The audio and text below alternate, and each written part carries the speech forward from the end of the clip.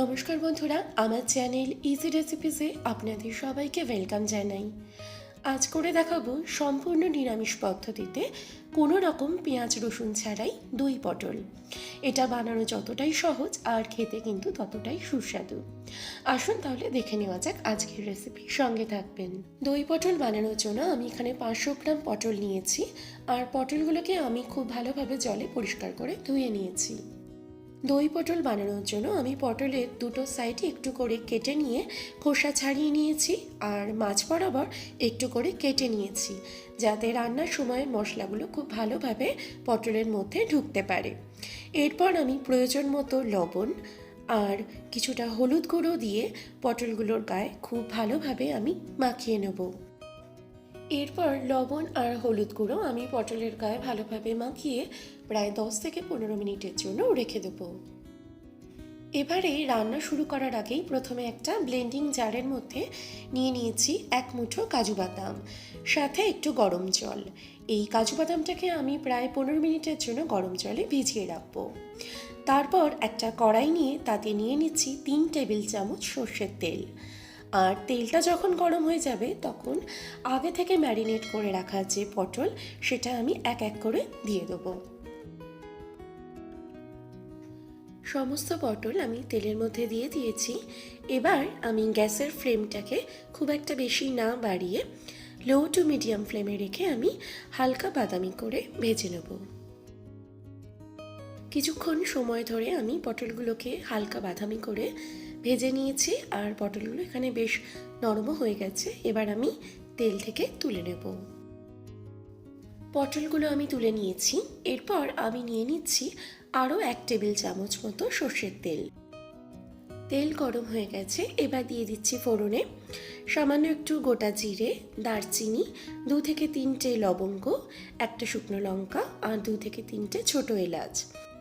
মশলাগুলোকে আমি কয়েক সেকেন্ড তেলে একটু ভেজে নেব, আর তারপর দিয়ে দেবো একটা মিডিয়াম সাইজের কেটে রাখা টমেটো, আর সাথে দিয়ে দেবো সামান্য একটু লবণ।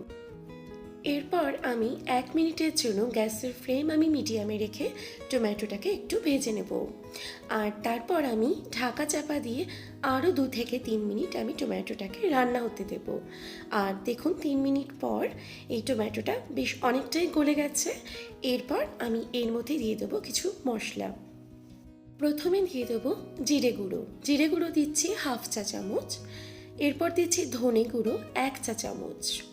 দিয়ে দেবো কাশ্মীরি লঙ্কার গুঁড়ো 1 চা চামচ। দিয়ে দিচ্ছি হলুদ গুঁড়ো 1/2 চা চামচ। সাথে দিচ্ছি আদা বাটা 1 চা চামচ।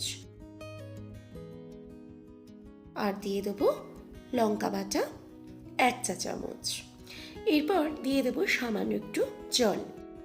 এরপর গ্যাসের ফ্লেম আমি মিডিয়ামে রেখে প্রায় 3 থেকে 4 মিনিট সময় ধরে মশলাটাকে ভালো করে কষে নেব। আর একই সাথে আমি আগে থেকে যে কাজু বাদামটা গরম জলে ভিজিয়ে রেখেছিলাম তার মধ্যে নিয়ে নিলাম 2 টেবিল চামচ টক দই, আর এটা ব্লেন্ড করে একটা স্মুথ পেস্ট আমি তৈরি করে নেব। 3 মিনিট হয়ে গেছে, আর দেখুন মশলা থেকে তেলও বেরিয়ে এসেছে। এরপর গ্যাসের ফ্লেম আমি একদম লোতে করে এই যে বানিয়ে নেওয়া পেস্ট সেটা আমি দিয়ে দিলাম। আর এরপর আমি আবারও গ্যাসের ফ্লেম বাড়িয়ে প্রায় 2 থেকে 3 মিনিট সময় ধরে এই মশলাটাকে খুব ভালোভাবে আমি কষে নেব। 3 মিনিট সময় ধরে আমি খুব ভালোভাবে মশলাটাকে কষে নিয়েছি। এরপর দিয়ে দিচ্ছি আগে থেকে ভেজে রাখা পটলগুলোকে আমি এই মশলার সাথে ভালোভাবে একটু মিশিয়ে নেব, আর তারপর দিয়ে দেবো গরম জল।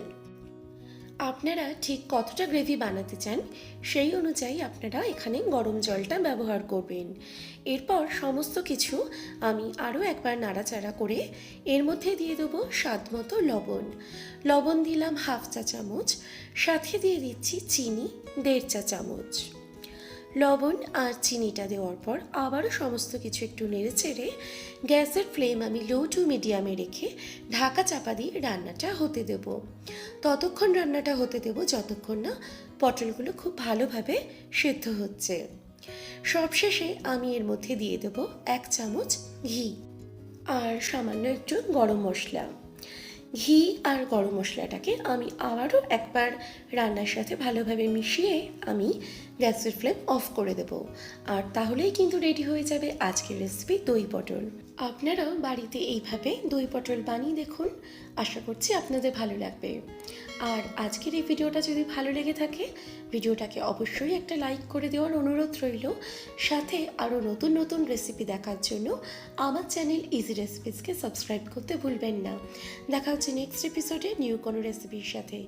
Till then stay safe, stay healthy.